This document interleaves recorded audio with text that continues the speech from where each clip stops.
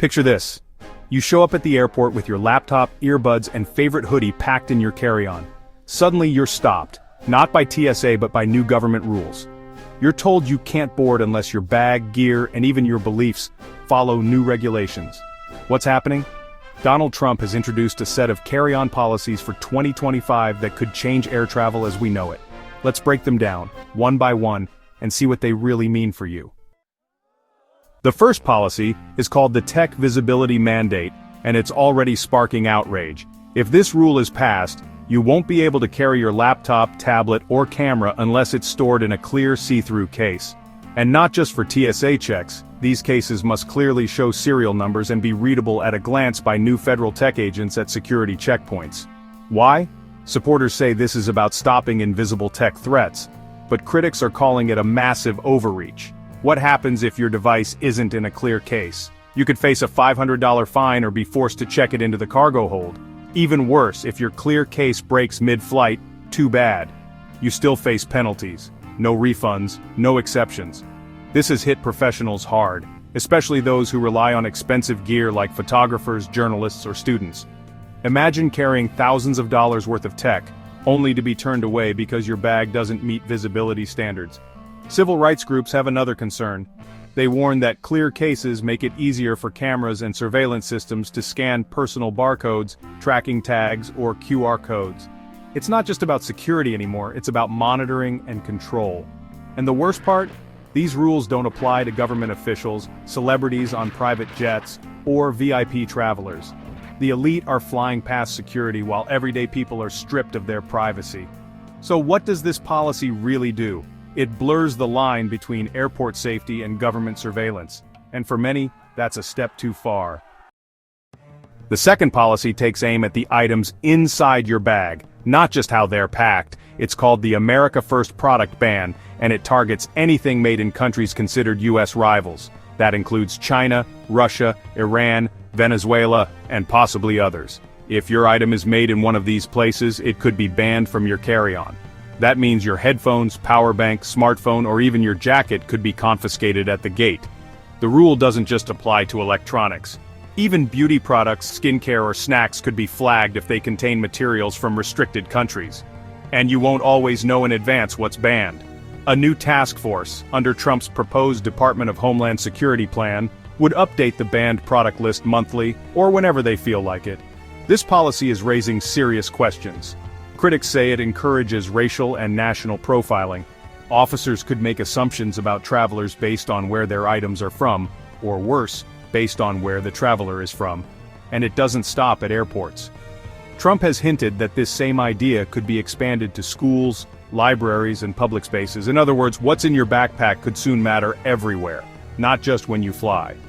Supporters of the plan argue it's about protecting American industries, but opponents say it punishes ordinary travelers and promotes division over diplomacy.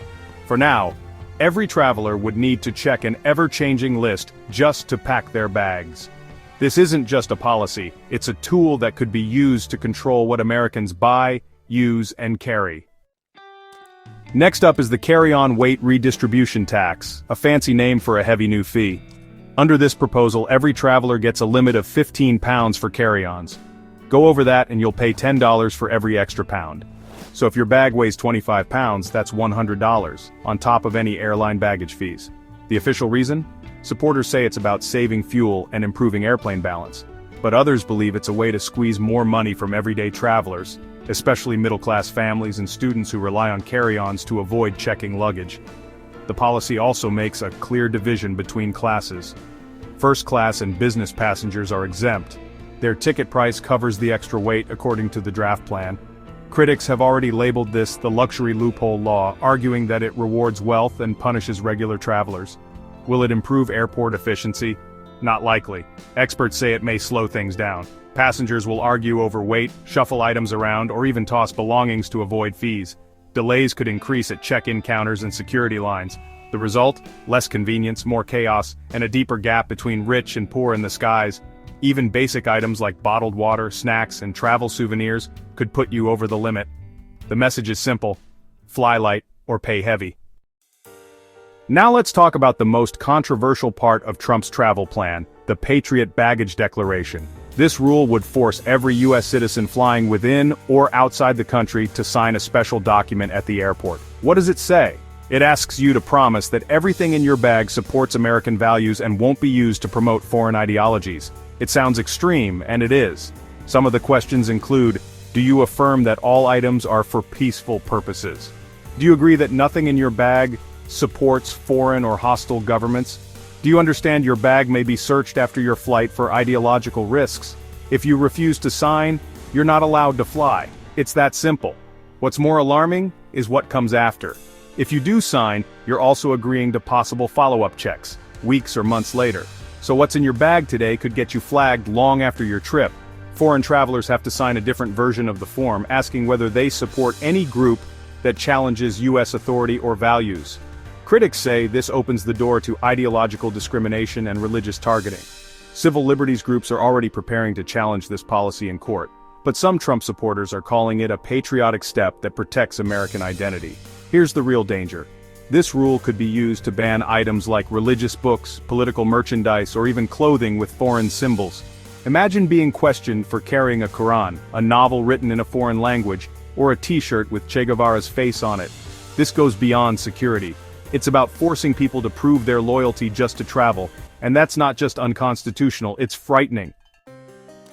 The final policy is the most high-tech and the most unsettling. It's called Biometric Baggage Match. Here's how it works. Every item in your carry-on must be connected to your personal biometric data. That means your face, your fingerprints, and your voice. At check-in, you would scan your face and voice, and every bag would be tagged with your biometric ID. If anything is found in your bag that doesn't match your profile, like an item borrowed from someone else, you could be fined or detained. Supporters argue this will stop smuggling and improve safety, but critics say it's mass surveillance in disguise. This system would use artificial intelligence to scan your bag at different checkpoints. Your biometric data would then be stored in a national security database, with no option to delete it. Privacy experts warn that once your face and fingerprints are in that system, you have no control over how they're used. And what happens if the AI makes a mistake? You could be flagged for carrying something totally innocent just because the scanner didn't recognize it. Even worse, the system would be built by a private tech company linked to Trump's business empire. That raises major questions about who controls your data and what they do with it. If the plan goes forward, all U.S. airports would need to install this technology within 18 months. It's being called the most invasive airport policy ever proposed. These carry-on rules aren't just about flying, they're about control. If laws like the National Air Reform Act pass, this could all become real, fast. Which policy shocked you most? Tell us in the comments. And if you believe travel should stay free and fair, like, share, and subscribe. The next fight for your rights could start at the airport.